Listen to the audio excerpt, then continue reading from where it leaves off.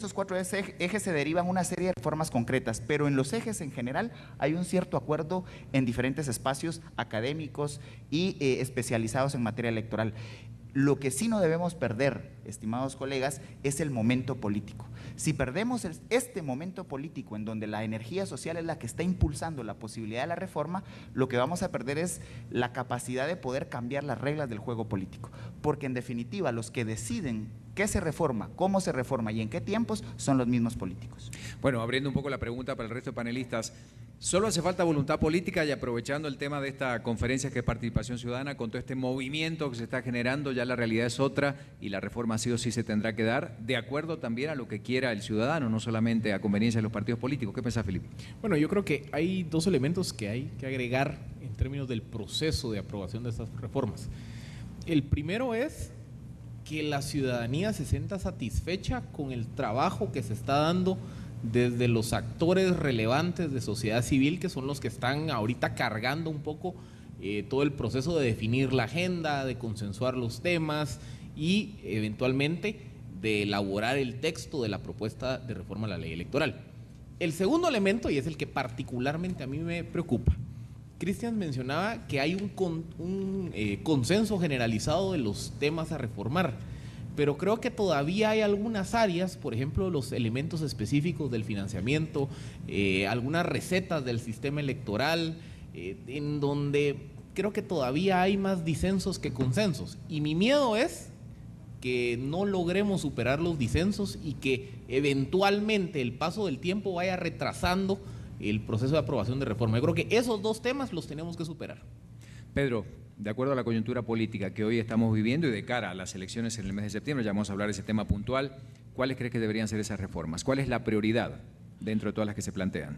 Bueno, dentro de todo lo que se está planteando, en primer lugar, pues la gente está expresando muchas cosas, pero tenemos que ir a lo básico, a lo que nos está uniendo en este momento, que es la lucha contra la corrupción y la lucha contra el sistema político que tenemos en nuestro país. Entonces, tal vez dos cosas muy básicas que le podrían generar una pequeña victoria a toda esta, pequeña y gran victoria también, a toda esta movilización social que se está generando, tal vez podría ser que hablemos sobre la democratización de los partidos políticos, en donde podamos fortalecer el liderazgo local, el liderazgo comunitario, municipal, departamental y nacional, y también en la forma en la que se están financiando los partidos políticos. En mi primera intervención yo les estaba comentando acerca de las 4 grandes áreas donde está incrustada la corrupción en nuestro país, y solo ahí hay un ejemplo en donde inflan la obra pública, se sobrevaloran las medicinas en Guatemala,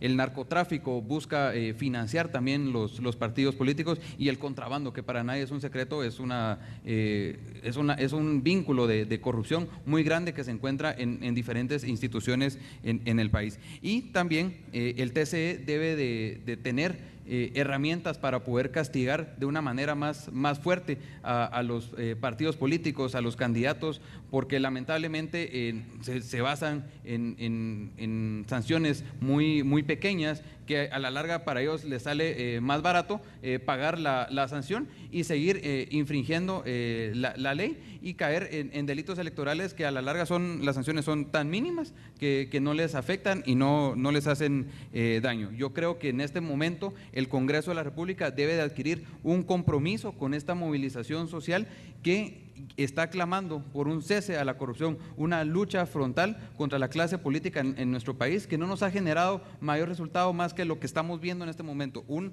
hartazgo de la población sobre la situación de corrupción en nuestro país, y no vemos resultados en salud, en mejorar la calidad educativa, en generar mejores fuentes de empleo, en mejorar nuestro sistema de salud, entre muchos otros problemas que la población está clamando y que no se han solucionado.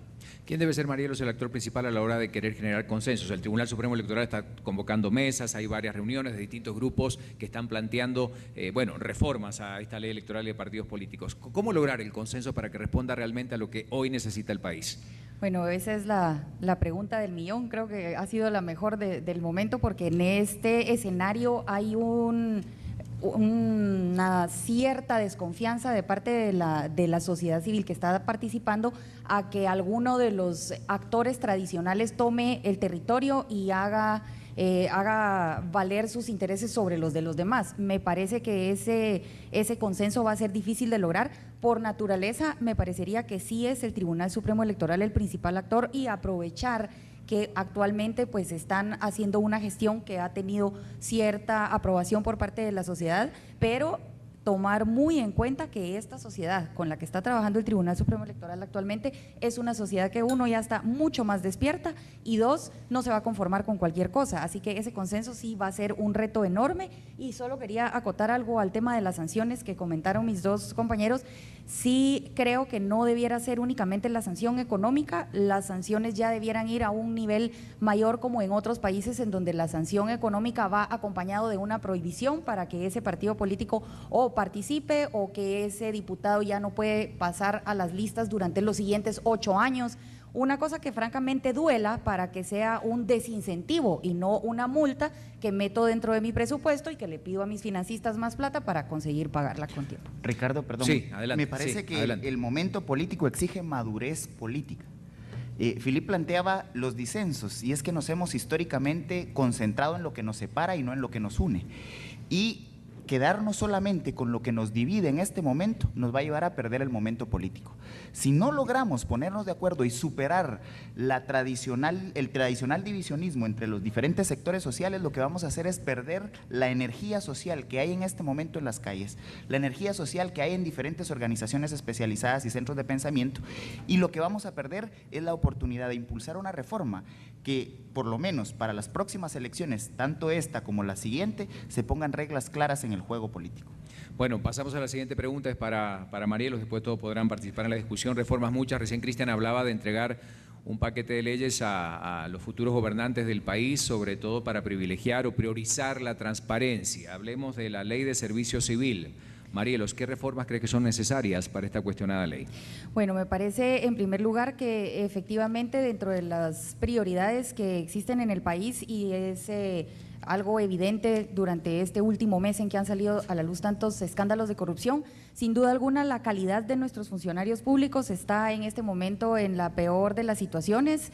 El hecho de pertenecer a cualquier ministerio ya es pues como ser paria en esta sociedad. Cualquiera que dice que está pues incluso interesado en el tema político, francamente está muy mal visto. Así que es vital, sin duda alguna. Creo que el tema de la Oficina Nacional de Servicio Civil, comenzando porque ¿quién nombra al director de la Oficina Nacional de Servicio Civil? El señor presidente.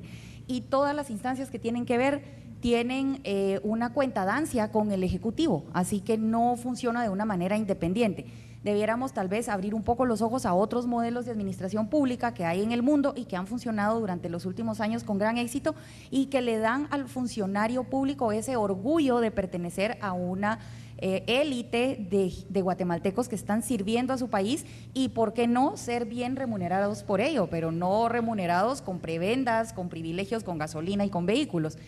Creo que el tema del reclutamiento es vital dentro de la ley de servicio civil, el tema de reclutar a base de concurso, estudiar durante un tiempo considerable contenidos que ya todos los que están interesados en ese tema deberían conocer.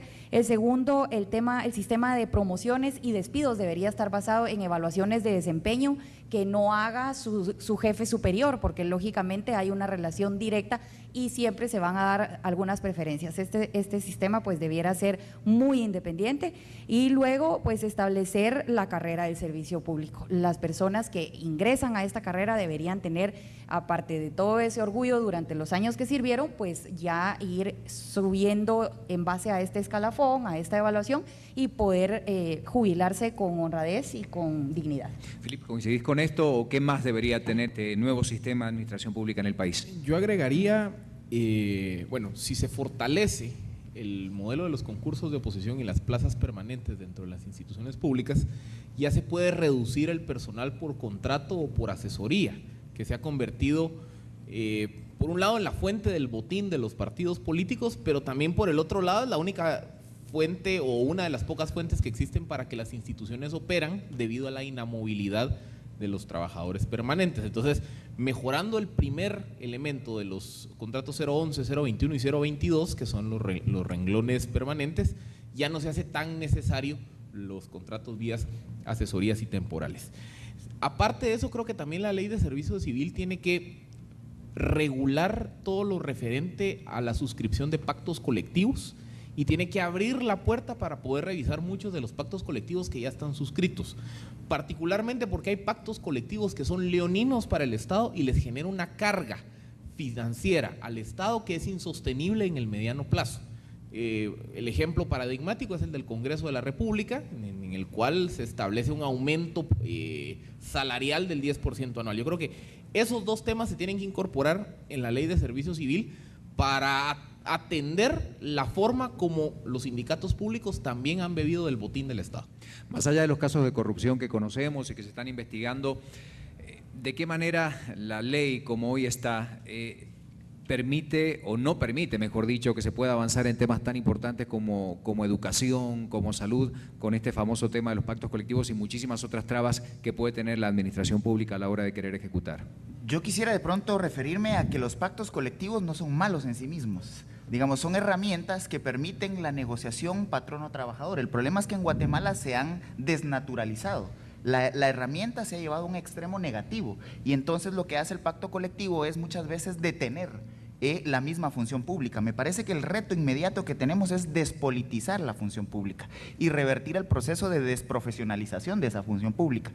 En la función pública en este momento tenemos nepotismo y tenemos nombramientos por compadrazgos, por amiguismos, por financistas, etcétera. Y entonces lo que hemos hecho es que la misma función pública ha llegado al punto en el cual se genera una especie de parálisis en lo público, porque la calidad del Estado que tenemos depende de la calidad del recurso humano que cumple esa función pública y muchas veces esa calidad del recurso humano está directamente amarrada a la calidad de los partidos políticos, porque ahora la forma de nombramiento es llegar con una tarjetita de recomendación del diputado para que sea contratado en X o Y función.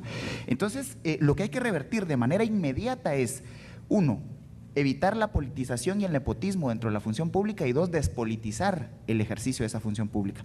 Ya más allá de eso, me parece que coincido plenamente con la agenda que plantea Marielos para la reforma a la ley electoral y a la ley del servicio civil, y lo que urgiría de manera inmediata es cómo le damos al Estado un capital humano que pueda efectivamente cumplir las funciones públicas para las cuales fueron contratados. Pero dentro de las promesas electorales sabemos que quien se atreva realmente o si se da esta reforma va a generar muchas reacciones. ¿Tendremos en la plataforma alguno de los candidatos que pretenden ser presidentes de este país algún tema puntual referido a la ley de servicio civil, Pedro? Bueno, hasta el momento, hasta el día de hoy, no se ha escuchado mayor propuesta de los candidatos a los diferentes cargos de la administración pública. Es un momento en el cual se deben de cambiar las canciones, los regalos, las fotos, los anuncios por propuestas reales y sustantivas para transformar todo el sistema político en nuestro país. La ley del servicio civil, el servidor público se debe de mover y de promover por la meritocracia. Conforme vayas haciendo mejor tu trabajo, vas a tener la oportunidad y el chance de poder subir puestos dentro de la administración pública.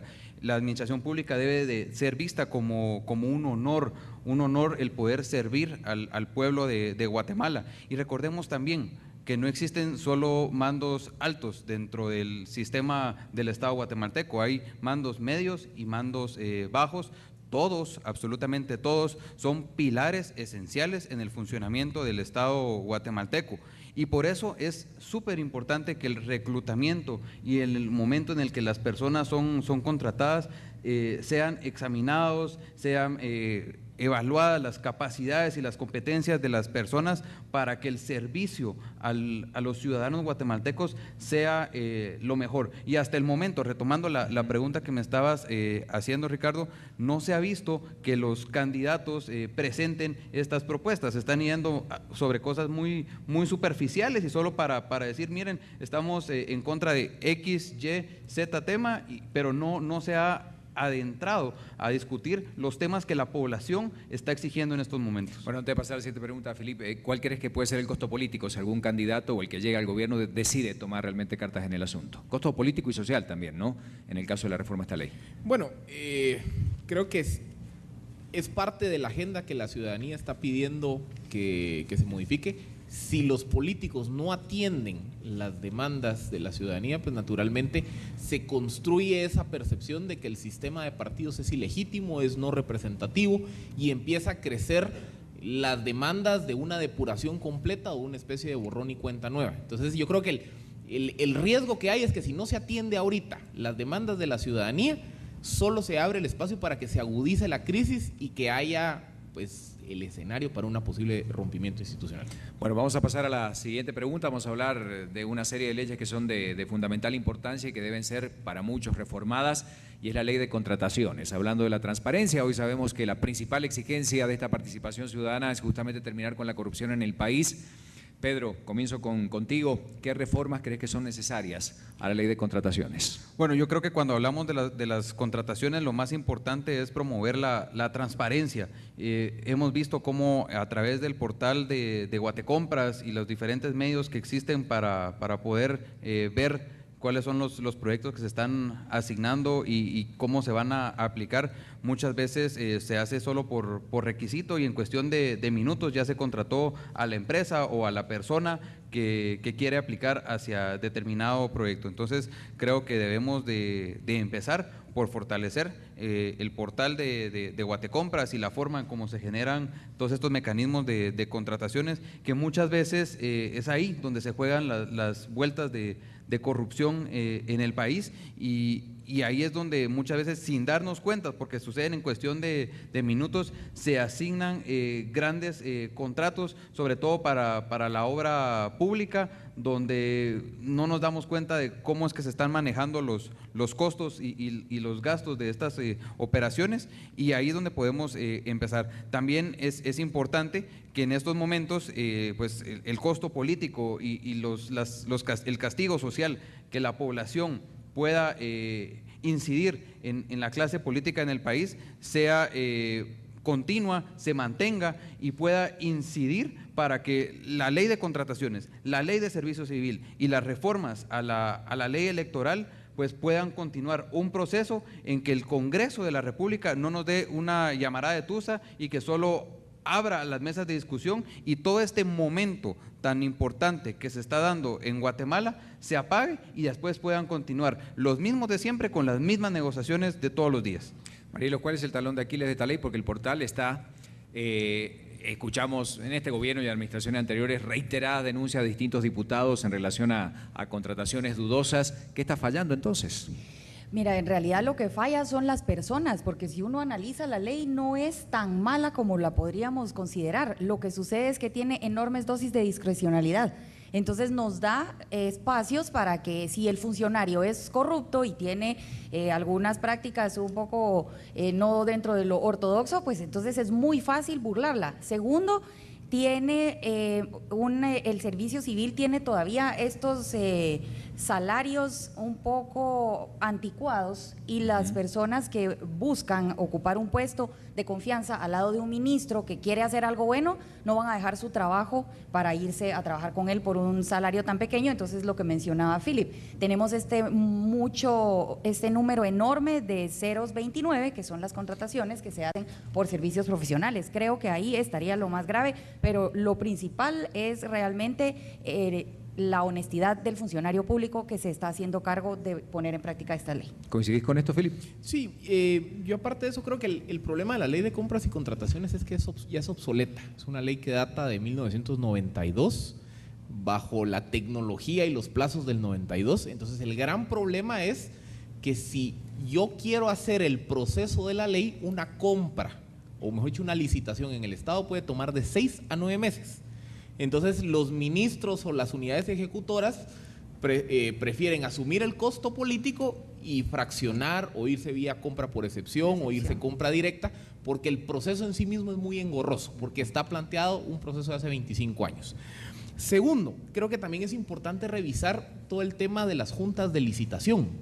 El gran problema que hay en la ley de compras y contrataciones es que le da mucha flexibilidad y discrecionalidad a los gerentes de las instituciones para que ellos a dedazo o por su propio sistema integren la junta de licitación. Entonces termina ocurriendo el caso, por ejemplo, ahorita lo que vimos del IX, que yo tenía 5 enfermeras o 5 miembros de personal operativo que no tenían conocimientos en diálisis peritoneal, decidiendo sobre un contrato sumamente técnico.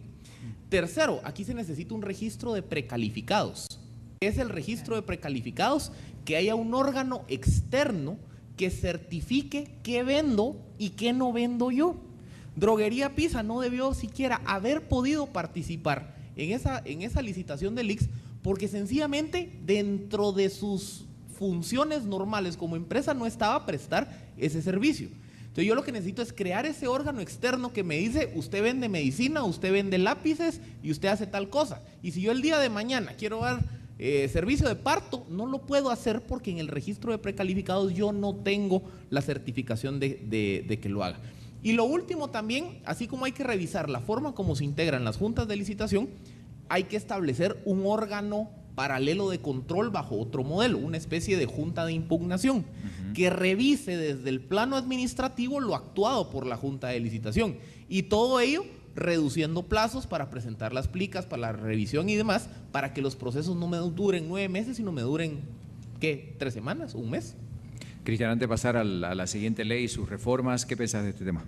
En primer lugar, me parece que hay que revertir inmediatamente el abuso del uso de compras por excepción. Digamos, el actual gobierno deja un mal precedente en cuanto a usar el mecanismo de compras como por excepción como la norma. Es decir, durante los 3 primeros años, lo que justifican una serie de ejecuciones muy ágiles por la vía de la excepción. Sin embargo, eso abre la oportunidad para que se caiga en una serie de acciones que terminan en corrupción. El otro elemento que yo quisiera agregar es que efectivamente necesitamos una ley que permita ejecutar ágilmente, porque los tiempos políticos chocan frontalmente con los tiempos burocráticos. Y al político le demandamos efectividad inmediata, es decir, le pedimos que haya un puente y que lo construya en 2-3 años. Sin embargo, el mecanismo para poder comprar los servicios para la construcción de ese puente llevan a N cantidad de tiempo que muchas veces terminan los gobiernos y no se puede ejecutar esa obra pública. Entonces, encontrar el punto medio que permita de manera transparente hacer una ejecución ágil. Y el tercer elemento que creo que es fundamental en todo este proceso es que el ciudadano tenga algún mecanismo de fiscalización de lo que está haciendo la ejecución pública, pero no solo en el nivel central, porque nos fijamos en la corrupción del gobierno central, pero ¿y qué pasa en lo local? Estamos perdiendo de vista toda la corrupción municipal, que igualmente está incumpliendo procedimientos de compras y contrataciones, pero que escapa a la fiscalización, que se concentra en el tema de compra de medicamentos en el Ministerio de Salud, compra de infraestructura en el Ministerio de Comunicación, Infraestructura y Vivienda, y es decir, ponemos los ojos sobre los grandes contratos y perdemos de vista que al sumar la gran cantidad de corrupción en lo local, los niveles, si no superan, son muy similares a la corrupción del gobierno central. Muchas gracias. Pasando a la siguiente pregunta, Filipe, es para todos en realidad. Tiene que ver un poco, porque decía Marielo recién, no es quizás la ley, sino quién la toma y quién hace un buen uso o un mal uso de la misma. Y aunque muchos sectores consideran que si hay avances con las comisiones de postulación y los procesos para elegir a las personas más idóneas para muchos cargos importantes en el país, ¿son necesarias reformas a la ley de comisiones de postulación?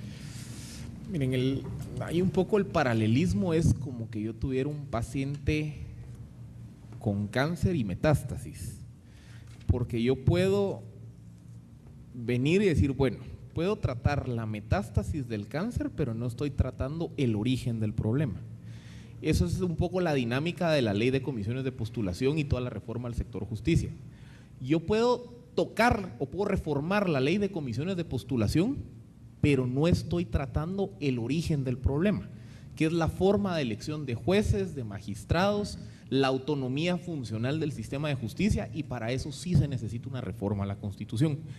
La ley de comisiones de postulación, a mi forma de verlo, lo único que hizo fue transparentar o hacer más abierta los procesos de negociación internas de la elección de magistrados.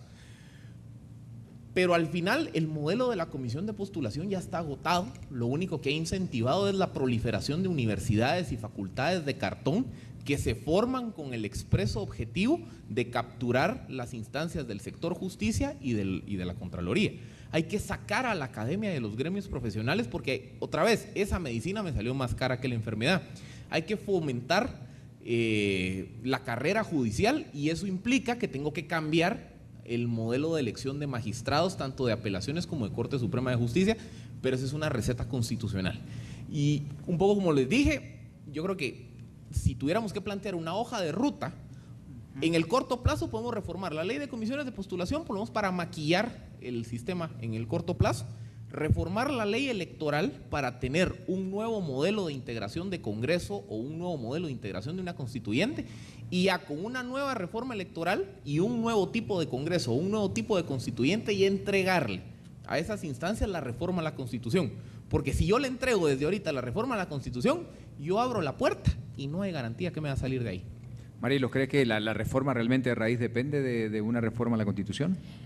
Yo coincido totalmente con Philip de la dificultad que acarrearía para los guatemaltecos abrir esta talanquera y que se nos entre o se nos salga cualquier cosa. Creo que debemos actuar con cierta cautela en ese sentido, pero efectivamente la ley de comisiones de postulación, que en su espíritu y en el momento que se creó tenía toda la mejor intención del caso al incluir a la academia, hoy estamos enfrentando el obstáculo de que efectivamente cada año se autoriza la creación y la aparición de nuevas facultades de derecho de universidades que no tienen ni alumnos ni graduados, pero sí tienen a su decano sentado en la mesa.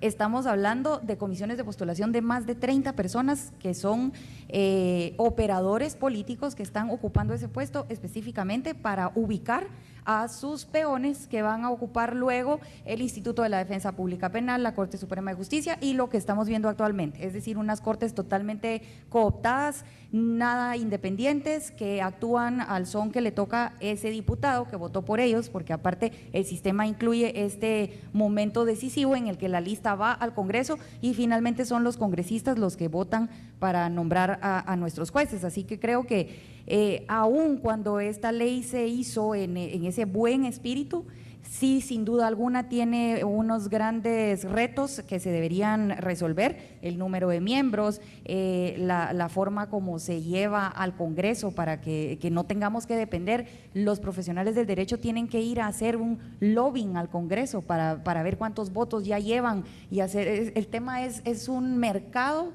de puestos para ocupar y se abre como una convocatoria para que todo el mundo llene, en vez de ser una comisión que postula a los mejores profesionales del derecho para ocupar estos altos cargos como en un histórico pasado se hizo en Guatemala. Bueno, nos queda la opinión de ustedes sobre el tema. Yo creo que hay que evitar la contradicción. Si estamos hablando de una reforma digamos, al servicio civil, si estamos buscando la profesionalización del recurso humano, no debemos caer en la contradicción de que en materia judicial nos quedemos con el sistema de comisiones de postulación, porque la ley de comisiones de postulación es una ley procedimental, solamente rige procedimientos, no resuelve de raíz el problema de la calidad de los que salen electos. Entonces, por ese lado me parece que hay que abogar por la carrera administrativa, y no solamente en el organismo judicial, en el Ministerio Público, en el Instituto de la Defensa Pública Penal. Es decir, hacer una reforma que nos permita de manera integral atender los problemas que tenemos en el actual sistema burocrático.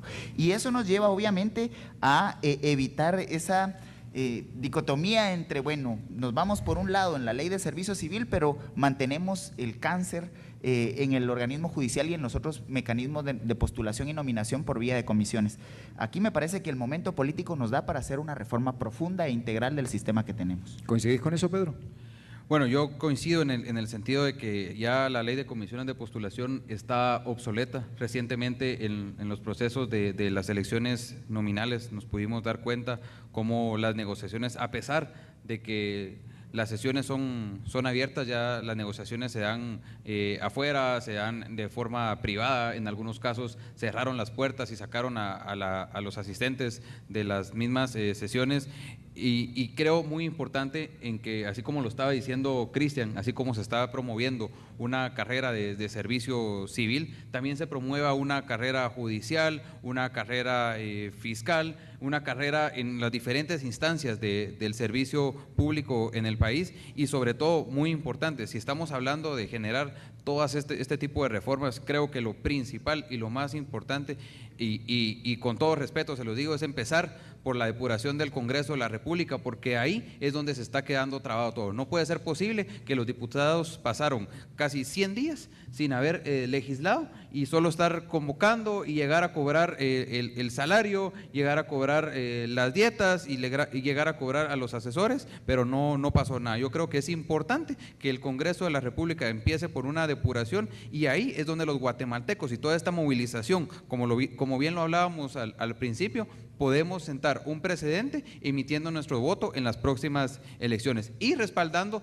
todas estas reformas que están siendo lideradas, algunas por el Tribunal Supremo Electoral, otras por la Universidad de San Carlos, la Universidad Rafael Landívar, así es, que están haciendo trabajos muy buenos y donde hay políticos, analistas y expertos que ya llevan años entrándole de fondo a estos temas, y es importante que como ciudadanos acompañemos también estos procesos que van a ayudar a resolver estos problemas de una manera inmediata, sin entrar en las discusiones de una asamblea constituyente que con las condiciones actuales no lo veo muy viable.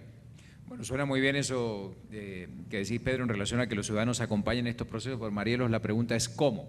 ¿Verdad? Aprovechando este movimiento, esta participación ciudadana, ¿qué hace la sociedad justamente para acompañar estos procesos de control de calidad en la realidad que hoy estamos viviendo, con un Congreso de la República inactivo, lento, denso?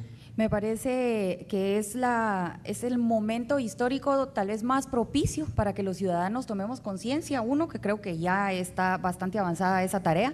La ciudadanía organizada es un primer paso para ir buscando los consensos, pero lógicamente se agota la instancia de ir a visitar la plaza y llevar los rótulos con nuestras inquietudes más inmediatas.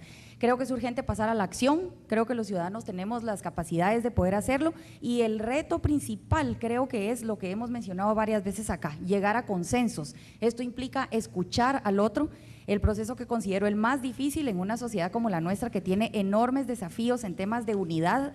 Creo que es el conseguir la empatía, y empatía me refiero a ponernos en los zapatos del otro y llegar a estas mesas de negociación a escuchar al otro y a entender lo que me quiere decir, y no lista para preparar mi argumento para ver cómo le voy a responder. Me parece que no podemos perder la oportunidad de oro que se nos está presentando para todos los sectores: iglesia, academia, sociedad civil organizada, guatemaltecos interesados que por alguna razón se quieran presentar. Esta plataforma sin duda alguna es muy valiosa, y yo invitaría a la ciudadanía a que participe de cualquier forma, que se informe, que busque en internet. Las redes sociales hoy día son una herramienta valiosísima que no hemos mencionado, pero que sin duda han jugado también un papel en este escenario, y que seguramente dentro de un año vamos a estar conmemorando, quizás con la AGG y con todos nuestros anfitriones, todos los logros que llegamos a alcanzar con estos movimientos. Philip, ¿cómo lograr que realmente este movimiento ciudadano no solamente tenga incidencia en algunas decisiones, y ya vamos a hablar de eso, de que renuncien algunos funcionarios o no, para llegar al Congreso de la República? ¿Vos creés que hay algún impacto, o que ha tenido algún impacto en el actuar, en el accionar del Congreso de la República este movimiento en la plaza? Sí, yo creo que, como les decía, solo de ver cómo se manejó el antejuicio en contra de Roxana Valdetti y lo rápido que las instituciones respondieron después de estar en estado de congelación los últimos 3 años y 4 meses, es una evidencia de que las instituciones sintieron la presión desde la plaza. ¿Cómo se pueden generar los resultados deseados? Bueno, ahí es donde es importante que surjan los liderazgos y los actores intermedios. En una sociedad política moderna deberían de ser los partidos políticos, pero creo que aquí ya todos sabemos, o todos ya tenemos una imagen de que hasta que no hay un cambio en las reglas del juego, tenemos partidos no representativos. Ahí es donde es importante que las diferentes expresiones vivas de la sociedad asuman el rol de sentarse a la mesa y de convertirse en los interlocutores y en los vehículos de representación de la sociedad. Menciono a la academia, a los tanques de pensamiento, a las organizaciones sociales, organizaciones de derechos humanos, formadores de opinión, el mismo sector privado, que se sienten en una mesa tipo, por ejemplo, Foro Guatemala, que aglutina a esas diferentes expresiones de sociedad civil, y que ahí es donde se empiece a plantear, o se recojan, mejor dicho, las demandas de la calle, y se empieza a desarrollar una agenda de reforma para que luego, apadrinada por algunos diputados que creo que su nombre se mantiene intacto, menciono particularmente a Ninés Montenegro, se encarguen de empujar la reforma desde lo interno de las instituciones. Yo creo que ese es un poco el rol, pero eso implica que esos colchones, esos representantes intermedios de la sociedad civil son los que deben de estar llamados de recoger las demandas de la calle y trasladarlas a las instituciones. ¿Cuál ha sido tu experiencia, Pedro, en la institución que representás, que presidís? En reiteradas ocasiones has estado en el Congreso de la República, en mesas, en foros, con autoridades. ¿Cuál ha sido tu impresión y tu lectura de la participación ciudadana en el control de estos procesos? ¿Es posible o no? Por supuesto que es posible, en la medida en la que entendamos de que cada uno va a tener diferentes y distintos puntos de vista, pero siempre nos va y nos tiene que unir el objetivo de querer sacar a Guatemala adelante de una lucha frontal, en este caso contra la corrupción y por querer fortalecer la clase política en nuestro país. Tenemos que entender también de que absolutamente todos los ciudadanos somos importantes en este proceso, cada quien en su campo de acción. Coincido con lo que estaba comentando Philip, de que instancias como el Foro Guatemala, donde hay instituciones que ya llevan años trabajando con los distintos temas en construcción de país, debe ser una instancia que canalice las peticiones ciudadanas para poder generar esas propuestas concretas que se están solicitando. Y sobre todo, algo muy importante es que debemos de comprender de que a través de estas instancias solo son los medios para poderle llegar a nuestras autoridades y a nuestros funcionarios, pero los logros que se obtengan van a ser triunfos de todos los guatemaltecos y un triunfo también de toda esta movilización social que ha salido a la calle valientemente a rechazar lo que no nos gusta, pero también a presentar propuestas muy concretas de cómo podemos solucionar la situación actual en el país. Gracias. Antes de la pausa, Cristian, para completar con tu idea. Bueno, yo creo que el momento político es una feliz coincidencia, porque los políticos que tienen que tomar las decisiones de esta agenda de reformas, muchos de ellos van a querer la reelección y van a venir con nosotros como ciudadanos a pedirnos el voto.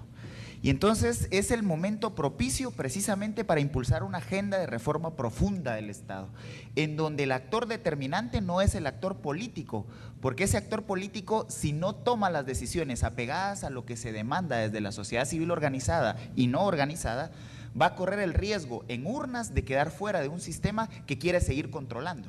Entonces, ese momento político nos da la oportunidad de ejercer presión efectiva sobre el Congreso de la República y sobre los actuales políticos.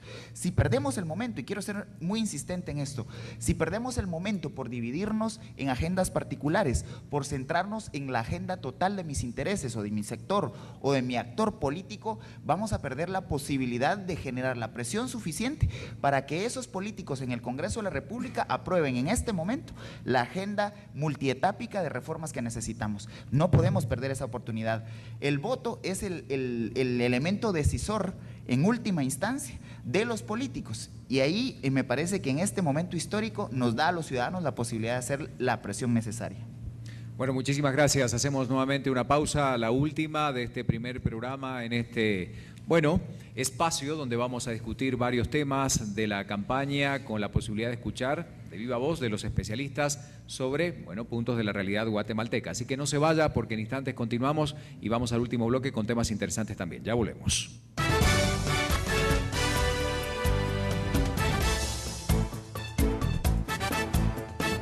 Gracias por seguir con nosotros. Elecciones 2015 por el futuro de mi país. Participo, voto y exijo dentro del programa cívico de la Asociación de Gerentes de Guatemala. Por supuesto, también agradeciendo a la Escuela de Gobierno, agradeciendo a Emisoras Unidas y a Guatevisión todos los domingos este espacio de sana discusión en un momento trascendental, de vital importancia para la realidad democrática guatemalteca. Y con nuestros analistas hablando de diversos temas. Yo quisiera volver, y la pregunta está abierta para quien quiera empezar a responder, y retomar el tema del financiamiento a los partidos políticos. Cuando estamos esperando la investigación de la Comisión Internacional contra la Impunidad en Guatemala sobre este tema, sobre lo que invierten los partidos políticos, sobre la campaña anticipada y sobre agrupaciones políticas que no vamos a mencionar, pero que realmente llevan muchísimo dinero gastado en esta campaña, ¿no? ¿Qué dicen al respecto? ¿Qué hay que reformar y cómo? Yo diría inicialmente que hay que dotar al Tribunal Supremo Electoral de una capacidad de fiscalización efectiva. El modelo todavía no está claro si eliminamos el financiamiento privado o si se deja una parte de financiamiento privado o si es solamente financiamiento público, eso está en debate. Pero lo que sí es irrenunciable es darle al Tribunal Supremo Electoral la capacidad de una persecución efectiva de las fuentes de financiamiento de los partidos políticos. Si eso no se da, no importa el modelo que implementemos, ya sea mixto o de una u otra fuente, el problema va a ser siempre que los políticos le van a encontrar la forma de darle vuelta al tribunal y evitar cumplir con lo que la norma establece. Entonces, el reto inmediato es que el tribunal tenga las capacidades, 1, de fiscalización y 2, de sanción, y que la sanción sea ejemplar, que un partido que no cumpla con las prohibiciones que se establezcan sea cancelado, no solamente por la vía de los pasos a seguir, si no paga la multa, si no quiere efectivamente cumplir con los requerimientos, hasta de último cancelar al partido, inmediata y de manera directa, si no cumple con los controles que se establecen, inmediatamente cancelar la ficha. Marilo, ¿solo depende de la fiscalización y la sanción o hay algún otro componente que crees importante? Yo creo que es importantísimo considerar algo que no habíamos mencionado acá, y es ese peligro de la judicialización del proceso, que ha sido ya, digamos, un fantasma que viene persiguiendo al Tribunal Supremo Electoral. Recordemos que el Viernes Santo hubo una alarma a través precisamente de redes sociales de un amparo que se le interpuso a varios de los miembros de la magistratura, a los magistrados del Tribunal Supremo Electoral, precisamente por la sanción que le hizo a 11 partidos políticos en aquel momento por la campaña anticipada. Eso es un peligro que tenemos todavía adelante y que deberíamos estudiar la forma de resolverlo, porque van a verse nuevamente frente a situaciones como, por ejemplo, una inspección de parte del Tribunal Supremo Electoral en la cual se determina que el partido A hace meses llegó a su cuota autorizada para gasto de campaña política. Bueno, los inspectores cumplen con presentar el informe, el Tribunal Supremo Electoral se arma de valor y hace la sanción. E inmediatamente tenemos a todos los abogados de este partido político y a los de los otros partidos políticos, por si acaso, porque todos ya se van pasando, preparando sus recursos legales. Así que creo que eso pues es una tarea para los expertos en la materia, porque yo no soy abogada, pero sí es muy importante que se considere dentro de lo que se va a revisar en estas reformas que se buscan a la ley. ¿Felipe, falla la ley o cómo la está utilizando el Tribunal Supremo Electoral? Bueno, lo que pasa es que la ley también ya se ha quedado un tanto obsoleta. Los partidos políticos han encontrado otros mecanismos para obviarla. Solo en este proceso 2015 hay 2 nuevas recetas: la aparición de las fundaciones para hacer campaña vía terceros actores y el surgimiento de candidatos individuales que tapizan la ciudad con su imagen y después, oh sorpresa, resulta que son candidatos de un partido político.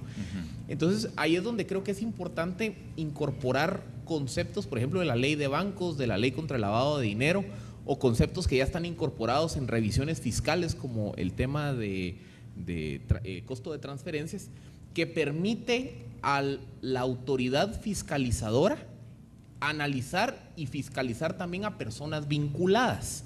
¿Qué quiere decir eso? Hoy el Tribunal Supremo Electoral, su jurisdicción está limitada a partidos políticos y candidatos. Pero entonces lo que hay que hacer, hay que ampliarle el marco de actuación, así como ocurre con la Intendencia de Verificación Especial, y permitirle que también puedan entrar a fiscalizar a terceros, puedan entrar a fiscalizar a fundaciones, puedan entrar a fiscalizar a individuos que, a pesar de no estar o que no son parte de un partido político, no estar afiliados a un partido político, hacen campaña en lo individual. O sea, implica abrir el ámbito de actuación del Tribunal Supremo. Y luego también, yo sí creo que la transparencia no es suficiente, porque el concepto de transparencia es de aquellos que dicen mucho, pero a la hora de la hora no dicen nada, porque yo puedo ser transparentemente corrupto. Sin ir tan lejos, si yo consulto los registros de financiamiento del 2011 del Partido Patriota salía que Juan Carlos Monzón aportó 1.5 millones de quetzales a la campaña del Patriota, ya ven ustedes en qué terminó. Entonces, ¿qué implica eso? Yo tengo que poner controles para que el financista de campaña no pueda ser después contratista, para que el financista de campaña no pueda después aspirar a un cargo o a un alto puesto en la administración pública, porque ya se genera de entrada un conflicto de interés. Entonces, creo que ahí es donde viene la integralidad de la reforma. Y el último punto tiene que ver con la auditoría social. De nada me sirve que los partidos me enlisten de forma transparente sus 20 financistas si como sociedad no hacemos nada. Hay un momento que la norma se va a quedar incompleta. Entonces, también como sociedad tenemos que auditar que quien haya financiado las campañas no esté recibiendo ningún tipo de favor, ya sea contratos, ya sea omisiones, ya sea beneficios indebidos del Estado, y ese rol nos toca a nosotros como ciudadanos. Pedro, ¿cómo hace la gente? Justamente es fundamental lo que acaba de decir Philip, pero para auditar, porque hoy toda la gente que nos está viendo dice, sí, yo tengo la intención y el deseo de, pero ¿cuál es el proceso que tengo que hacer para que realmente tenga algún tipo de incidencia? Sí, a mí me gustaría darle a los ciudadanos que nos están viendo en este momento tal vez unas herramientas importantes. Dentro de la ley electoral y de partidos políticos, el artículo 21G habla sobre una hasta suspender a los partidos políticos en el momento en el que lleguen a un techo de campaña. A ver, para nadie es un secreto que los partidos grandes llevan haciendo campaña desde hace casi 3 años.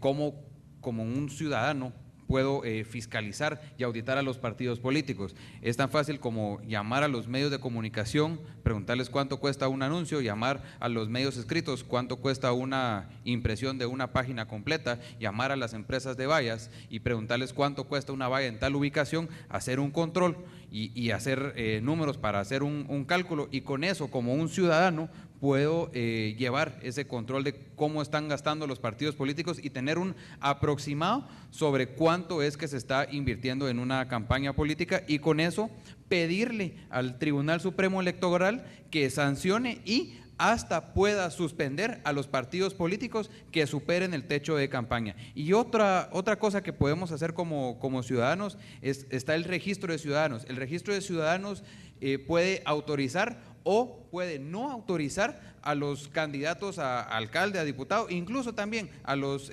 candidatos a presidente. Y ahí es donde como ciudadanos podemos presentarle información al registro de ciudadanos sobre aquellos funcionarios que a viva voz y que muy claro están siendo corruptos, le deben al Estado, no han sido transparentes, han sobrevalorado obras, etcétera. Entonces, esos son 2 consejos que le puedo dar a los ciudadanos que nos están viendo para que también nos podamos involucrar todos en este proceso electoral y en esta lucha frontal contra la corrupción en el país. Bueno, hablando de involucrarnos todos, quedan 2 preguntas nada más, y es para Cristian, después todos van a poder participar, pero ¿cómo mantener activa a la población? Porque en este proceso, en esta coyuntura, realmente la respuesta ha sido masiva, aunque haya muchos detractores, ¿verdad?, de este movimiento espontáneo de los ciudadanos, sobre todo algunos partidos políticos también, pero ¿cómo mantenerla en esta misma posición durante todo este proceso? ¿Es posible, Cristian?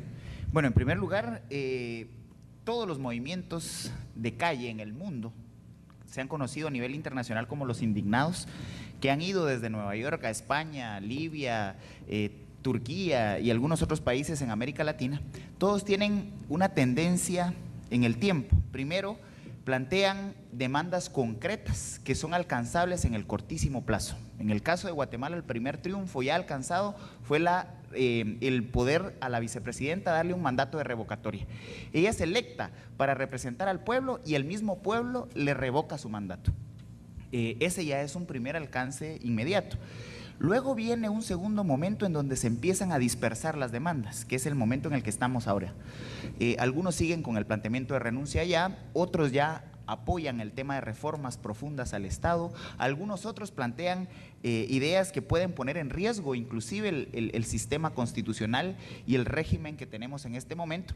Y en ese proceso de dispersión es en donde empieza la tercera etapa, que es la difuminación del movimiento. Entonces, me parece que lo que viene a continuación es cómo trasladamos esa energía social a apoyar y respaldar una agenda profunda de reformas, una agenda en donde confluyamos todos los sectores, una agenda en donde acordemos puntos mínimos para reformar el Estado y para tener resultados inmediatos de una gestión pública transparente y efectiva. ¿Cómo lo logramos? Bueno, me parece que hay todavía energía para estar unos 2-3 meses en las calles. En Nueva York el movimiento duró 2 años. Todavía me parece que en Guatemala hay energía para seguir impulsando desde la plaza ese apoyo a las reformas. Lo que debemos evitar en este momento es que caigamos en una plazocracia, decía recientemente el maestro Edelberto Torres Rivas, es decir, trasladarle a la plaza la capacidad de decisión de la cosa pública, y ahí sí podemos entrar en riesgo, porque entonces con tal de responder a la plaza podemos caer en reformas que lejos de desarrollar nuestro sistema lo pongan en riesgo. Nos quedan pocos minutos, Marielos, ¿qué piensas al respecto?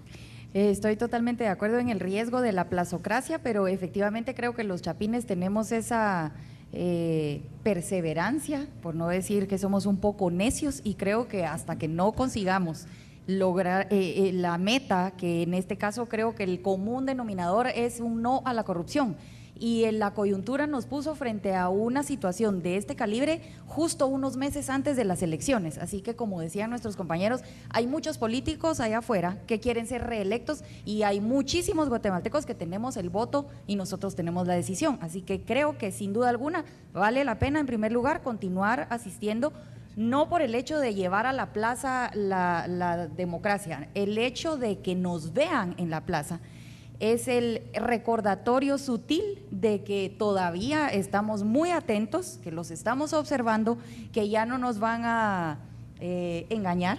Iba a decir una frase muy coloquial, pero aquí todos están muy educados. Estamos en horario de protección, al menos se puede decir sin problema.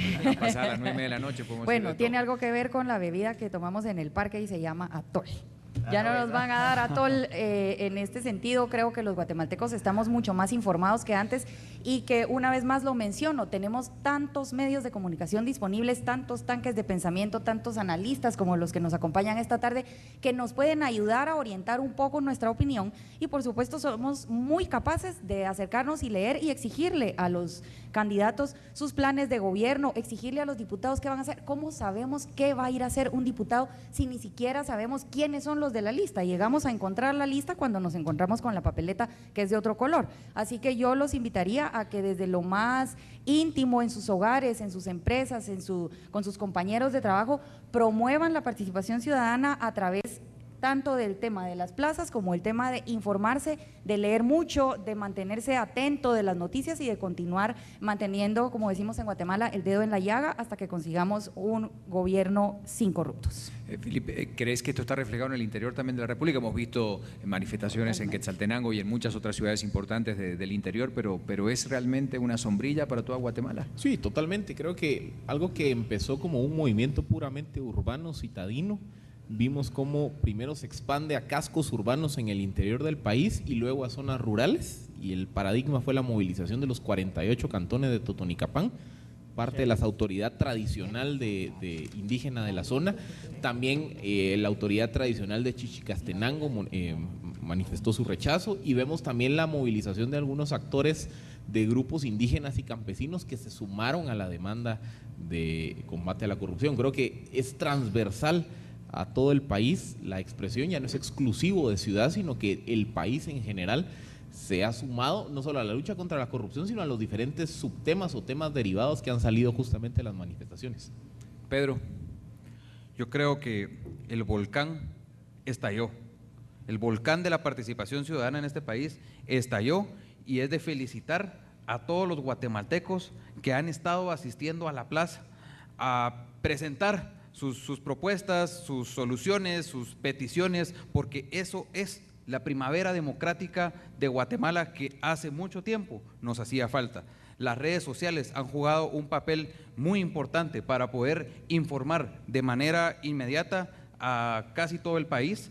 Este movimiento ya está en casi todos los departamentos de Guatemala, y es importante que lleguemos a acuerdos mínimos para que esta movilización social, ciudadana, legítima, llegue a triunfos que generen cambios de fondo. Pero eso sí, los partidos políticos deben de mantenerse por un lado a todo este movimiento ciudadano, porque en el momento en el que se empiece a invadir todo este movimiento ciudadano que ya estamos viendo que lo están invadiendo, se va a tergiversar, se va a arruinar y se va a dispersar, y los mismos ciudadanos no lo debemos dejar, porque los partidos políticos tienen su espacio. Este es un espacio de ciudadanos guatemaltecos que estamos en contra de la corrupción, que estamos en contra de la clase política en este país, que no nos ha presentado resultados tangibles y visibles, y que nos han venido dando la larga y nos han venido mintiendo en los últimos años.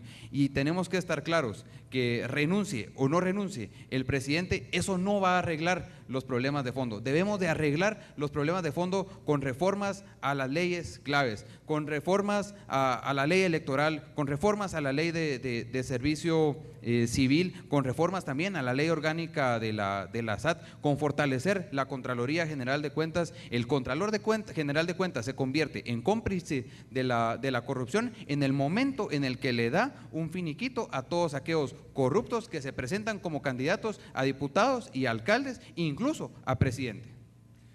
Bueno, vamos a ir concluyendo con una última pregunta. Volvemos al inicio. Este programa nace con la intención de llevarle a todos los ciudadanos y a esas miles de personas que nos están sintonizando a través de Guatevisión, a través de Emisoras Unidas, una herramienta que les permita tomar una buena decisión. La pregunta es para todos. Voy a comenzar con Philippe. ¿Están dadas las condiciones para que se den las elecciones o deberían postergarse? Qué pregunta más difícil. Es que las condiciones no están dadas. Estamos en el marco de una seria crisis institucional. Se está pidiendo una reforma a toda la institucionalidad base del sistema político electoral.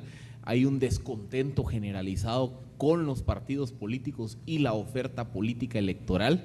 Entonces pareciera que construyendo sobre las demandas de la ciudadanía, la respuesta es no hay condiciones.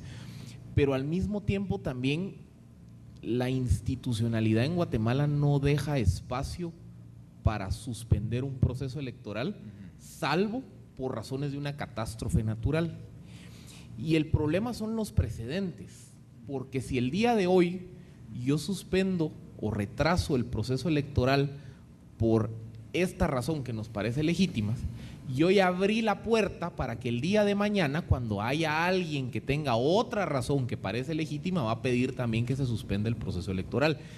Yo sí, en ese sentido, creo que no hay que juzgar la institucionalidad en función a la coyuntura del momento. Y creo que aquí es donde se ve el divorcio que hay entre la institucionalidad y las demandas de la ciudadanía, pero creo que el riesgo de suspender elecciones o de retrasarlas en el mediano o en el largo plazo es muy complejo. Más creo yo que la receta es encontrar un pacto político, que ahí la Corte de Constitucionalidad estaría involucrada, para tratar de encontrar una forma en que las reformas, sobre todo al sistema electoral, las torales puedan entrar en vigencia en este proceso electoral, porque creo que esa es la única forma de preservar la institucionalidad y no abrir la puerta para escenarios complejos en el mediano o largo plazo, al mismo tiempo que se atiende la demanda de la ciudadanía desde la calle. Gracias. Marielos. Creo que, la dejó la pregunta más terrorífica para el final, ¿verdad? Sí, efectivamente, no hay una respuesta ganadora en ese sentido, pero bueno, mi institución siempre está trabajando en el tema de fortalecer la institucionalidad, así que desde Guatemala Visible nosotros consideraríamos que deben haber elecciones, que efectivamente estamos todavía en ese momento en el que el clamor popular es tan fuerte y finalmente estamos poniéndonos de acuerdo en algunos temas que sí se podrían hacer algunas reformas a la ley electoral y de partidos políticos, como por ejemplo las que tengan algo que ver con los diputados. Los diputados no entran a tomar posesión de su cargo sino hasta que les entregan su curul el 14 de enero. En ese momento empezaría, digamos, a correr, por ejemplo, la prohibición del transfugismo. Si fue electo por un partido, deberá permanecer en el partido, etcétera. Se les pueden ocurrir miles de opciones, pero yo creo que sí podríamos empujar a que estas modificaciones, cuando menos, se tomaran en cuenta aún para este proceso electoral y pasar a partir del 14 de enero a trabajar una agenda nacional en donde trabajemos todo lo que hemos mencionado en el programa de hoy. Bueno, nos quedan algunos minutos. Muchas gracias, Marielos, por tu participación. Cristian y Pedro, ya para terminar. Yo quisiera decir que sí y solo sí hay condiciones para implementar una reforma a la ley electoral y de partidos políticos. ¿Qué ganamos con retrasar 30, 60 o 120 días la elección si quedamos con las mismas reglas del juego? Y entonces, sí y solo sí se retrasarían las elecciones si antes se logra una reforma a la ley electoral y de partidos políticos. El otro elemento que hay que sopesar es lo que ha planteado Felipe del precedente. ¿Qué le vamos a dejar al futuro en cuanto a retrasar elecciones única y exclusivamente porque no nos gustan los políticos que tenemos en este momento y que van a competir por elecciones generales? Aquí la premisa es: no debemos sacrificar el todo por la parte. Porque no nos gustan las opciones electorales, vamos a quebrar el sistema electoral o vamos a sentar un precedente negativo que después se nos revierta. Entonces me parece que la premisa debiera ser el resguardo del sistema electoral, más allá de si nos gustan o no los partidos o los candidatos o X o Y. Lo que debemos mantener como guatemaltecos es un sistema electoral efectivo para la transición de elecciones. Y el último elemento que quiero dejar sobre la mesa, aprovechando los últimos segundos, es: no debemos de perder de vista la crisis de fondo que nos viene, que es la crisis del sistema financiero público. Es decir, a septiembre, ¿cómo se va a sostener el Estado si no sabemos a este momento cómo se está recaudando, cuánto se está recaudando y cómo se está sosteniendo la función pública? A partir del año pasado se entró en crisis en el mes de septiembre y estamos hablando de elecciones generales en el mes de septiembre. Va a ser un mes sumamente turbulento, un mes que nos va a requerir como sociedad de mucha madurez, no solamente para las elecciones generales, sino para que no caigamos en una crisis sistémica que nos lleve como sociedad a entrar en crisis financiera. Muchas gracias, muy amable, Cristian. Y ya para terminar, Pedro.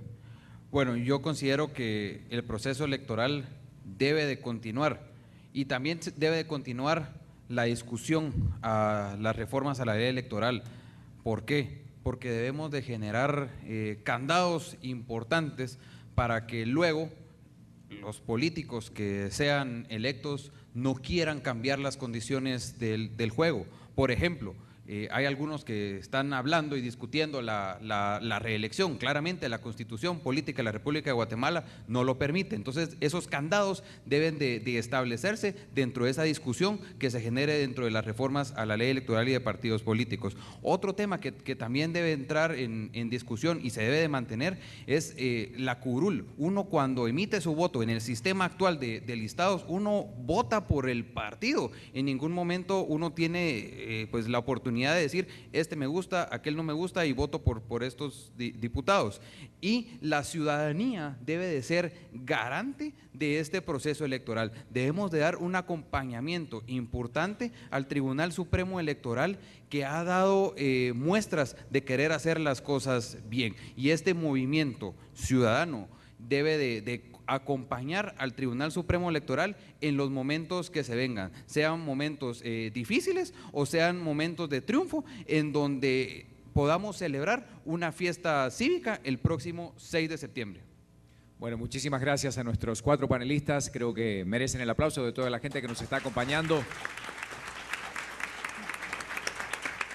Porque a usted que está en casa le cuento que estamos en este salón en Hotel Camino Real, donde, bueno, muchos participantes vienen también a formar parte y ser testigos de lo que va a ocurrir todos los domingos. Pero antes de terminar, yo quiero invitar a Álvaro Urruela, gerente general de la Asociación de Gerentes de Guatemala, para que, bueno, concluya con las palabras para este primer encuentro, esta primera conferencia preelectoral con un tema tan importante como participación ciudadana. Álvaro, buenas noches.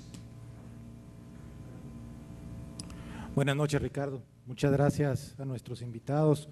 Realmente una conferencia de lujo. Yo por lo menos salgo de aquí con ideas muy claras y he tratado de resumir en 5 puntos los mensajes que nos quedan a nosotros y particularmente a mí, y se los quiero compartir a ustedes. Yo creo que el primer mensaje es que el pueblo está activado, pero tenemos que hacer todo lo que esté en nuestras manos como personas para que este movimiento se mantenga. Es el momento de aprovechar también para hacer cambios que resulten, cambios necesarios que tengan resultados positivos para Guatemala. No podemos nada más dejar que este movimiento termine donde está hoy, sino que realmente hay que empujar para lograr todas estas reformas que se discutieron el día de hoy. Yo creo que un consenso generalizado es que también se necesitan reformas a la ley electoral y lograr un nuevo Congreso. Y entonces, después de esto, hablar de reformas a la Constitución. Yo creo que esa fue la conclusión de todo lo que ustedes nos dijeron el día de hoy. También yo creo que es imperativo una reforma a la ley de comisiones de postulación y es necesario replantear el rol que la academia tiene que tomar si es que le queda algún rol en este nuevo futuro de la ley de comisiones de postulación. En cuanto al papel del Tribunal Supremo Electoral, creo que el mensaje es clarísimo en que no solo deben multar a los partidos, sino que inclusive descalificarlos de participar. Y finalmente, creo que es necesario generar reformas de ley que mantengan la institucionalidad de Guatemala a toda costa. Yo creo, como les digo, son demasiados conceptos, muchos muy válidos que aprendimos el día de hoy.